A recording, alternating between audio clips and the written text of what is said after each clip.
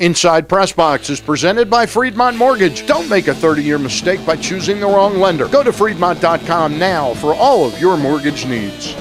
And welcome back to Inside PressBox. Our next guest was the IBF light middleweight champion of the world for parts of 1992 to 1994. Upon his retirement from competitive boxing, he began to help his mentor and eventually taking over the operations of the Mack Lewis Gym on Bond Street in East Baltimore.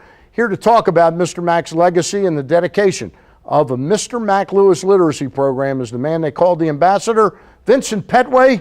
Vincent, it's good to see you. I haven't seen you for a couple of years. Yeah, good to see you as well. You still look like you're in fighting shape. Wow, thank you very much. All right. You don't think so? Not at all. Think so. Not at but all. you are within 10 pounds. Yes. Weight-wise, you're within 10 pounds of what you fought at. Yes, I still go down there and I train some of the guys that keep me in shape, working with them, training them, getting them ready for their fights and things of that nature. And different things, eating right. My daughter makes sure I do that. Okay. She's exercise. You have three kids. They're all grown. All three daughters? No, a son and two daughters. Son and two daughters. Yeah, I had to get the boy in there first. All right. Hey, tell me about the gym right now, Mr. Mack's gym.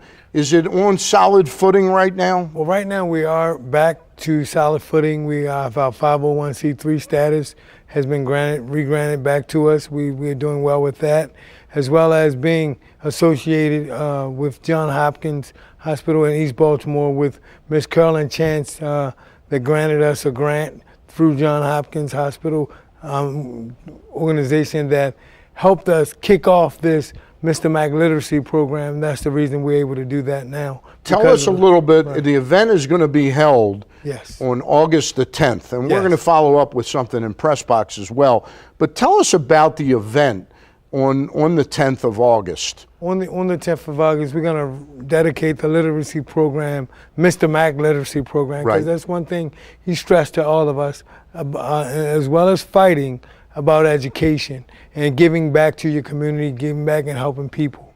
And that's what we're trying to do with this literacy program in his honor, to be able to give back to the community, to help those that need help, as well as being able to keep his legacy alive. And that day, though, will be both a dedication but also a fundraiser, correct? Yes. Actually, that particular day is just going to be free. I mean, we're going to have some giveaways. We're going to have some books, some paper, pencils, different things for school. And we're going to sponsor a couple kids that may want to attend the gym possibly that don't have the funding. We're going to be able to do some of that as well and help them with some school supplies and things of that nature. And we will also have some programs taking place. We have some radio people coming through.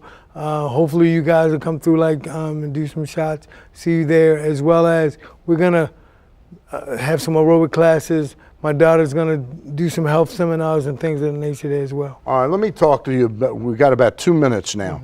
Tell me what Mr. Mack meant to you. Everything. I looked at the flyer today and I teared up because I miss him. We do things trying to fulfill his shoes, and it takes a whole board of us to try to do some of the things that he did.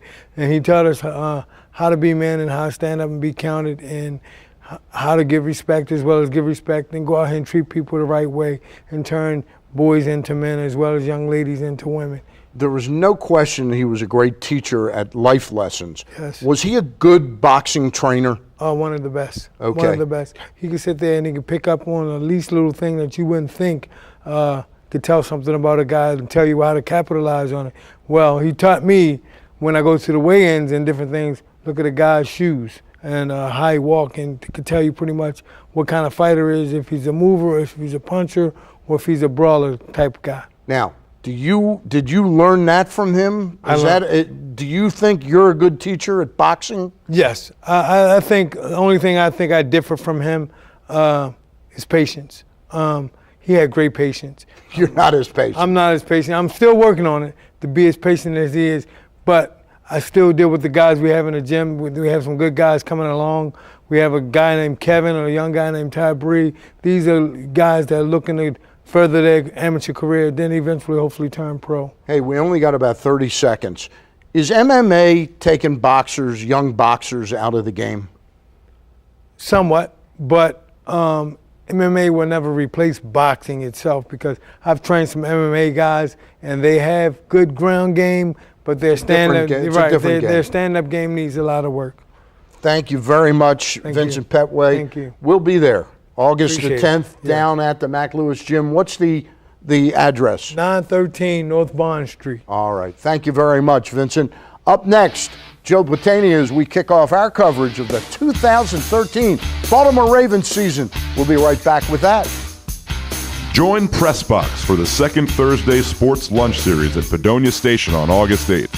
The featured speaker will be the Executive Director of the Maryland Office of Sports Marketing, Terry Hazeltine. Go to PressBoxOnline.com right now for all the details.